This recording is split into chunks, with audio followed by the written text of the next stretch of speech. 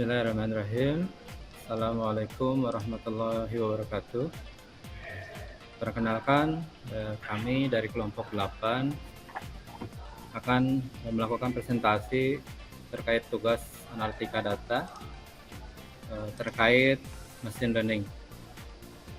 Kelompok kami terdiri dari 3 peserta, yaitu Kang Rian Arif Nugraha, kemudian Kang Rian Ferdiansah, dan saya sendiri, Chef Andri.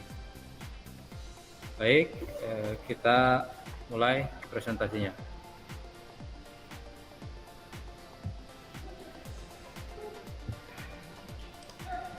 Oke, machine learning. Machine learning merupakan cabang dari kecerdasan buatan atau AI yang sering kita kenal, yang memungkinkan komputer untuk belajar dari data dan membuat prediksi atau keputusan tanpa program secara eksplisit untuk setiap tugas. Kemudian tujuan machine learning. Tujuan machine learning ada 2. Pertama, yaitu mengembangkan algoritma yang dapat mengenal pola dalam data. Kemudian yang kedua adalah menggunakan pola yang dikenal untuk membuat prediksi atau keputusan pada data baru. Selanjutnya ada jenis-jenis machine learning. Jenis-jenis machine learning ini terbagi menjadi 3, yaitu supervised learning, yang fungsinya untuk mempelajari hubungan atau pemetaan antara input dan output sehingga model dapat memprediksi output untuk data baru. Contohnya regresi linear untuk memprediksi nilai kontinu, misalnya harga berdasarkan luas dan lokasi. Selanjutnya, unsupervised learning. Untuk menemukan pola atau struktur yang mendasar data tanpa adanya output yang diketahui. Contohnya adalah clustering, mengelompokkan data ke dalam kelompok berdasarkan kesamaan, misalnya K-means clustering. Dan yang terakhir, reinforcement learning. Fungsinya untuk mengembangkan strategi atau policy yang memaksimalkan reward kumulatif yang diterima oleh agent. Selanjutnya, semi-supervised learning. Merupakan kombinasi antara supervised dan unsupervised learning. Dalam pendekatan ini, model dilatih menggunakan sejumlah kecil data yang dilabeli dan sejumlah besar data yang tidak dilabeli. Tujuan dari semi-supervised learning adalah untuk meningkatkan kinerja model dengan memanfaatkan informasi dari data yang tidak dilabeli. Contohnya adalah safe learning. Baik, selanjutnya presentasi akan dilanjutkan oleh rekan kami, yaitu Kang Rian Arif Nugraha. Kang Rian, saya persilahkan. Oke, selanjutnya itu adalah jenis-jenis dari machine learning jika ditinjau dari cara dari machine learning itu sendiri untuk belajar atau bekerja gitu. Nah, untuk yang pertama, untuk jenis supervised learning itu jadi pada jenis ini itu melibatkan data-data yang telah dilabeli dan juga dengan output dan input yang telah diketahui. Untuk jenis yang kedua itu ada under supervised learning, itu melibatkan data-data yang tidak dilabeli. Jadi nanti machine learning akan belajar dan mengembangkan dari data-data yang tidak diketahui gitu, yang tidak dilabeli. Yang ketiga ada reinforcement learning, itu adalah model belajar melalui umpan balik dari interaksi dengan lingkungannya.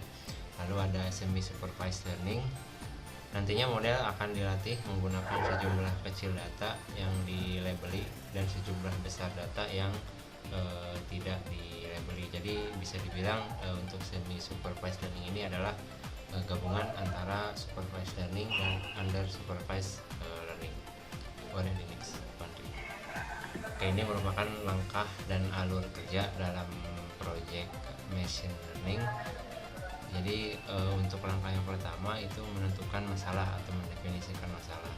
Intinya dalam proses ini itu akan menentukan masalah yang ingin diselesaikan dan tujuan akhir dari proyek machine learningnya itu sendiri. Lalu setelah masalah didefinisikan, setelah kita dapat masalahnya, akan dilakukan pengumpulan data. Nantinya di dalam tahap pengumpulan data ini akan dilakukan identifikasi dan juga pengumpulan data dari berbagai sumber yang relevan. Lalu setelah data dikumpulkan, nantinya akan dilakukan pemrosesan, biasanya disebut dengan langkah dan alur data processing. Nah, di dalam data processing ini terdapat proses-proses seperti proses cleaning data, transformasi data, visualisasi data, dan juga akan mengkategorikan atau membagikan data ke dalam beberapa kategori. Lalu setelah data diproses, akan dilakukan pemilihan dan juga training data.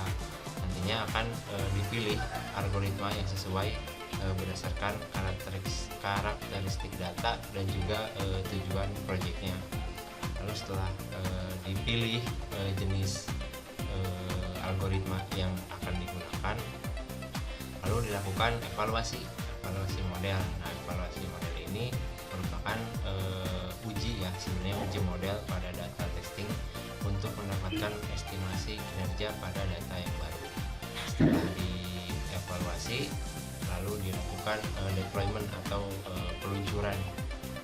Itu di model bisa disimpan, ya, model yang sudah dilatih bisa disimpan dalam format yang bisa di-deploy. Setelah itu akan dilakukan pembaruan dan pemeliharaan model. Nah, dalam tahap ini itu di tahap terakhir itu dilakukan pemantauan kinerja model dan dilakukan perbaikan atau pembaruan jika nantinya diperlukan. Boleh.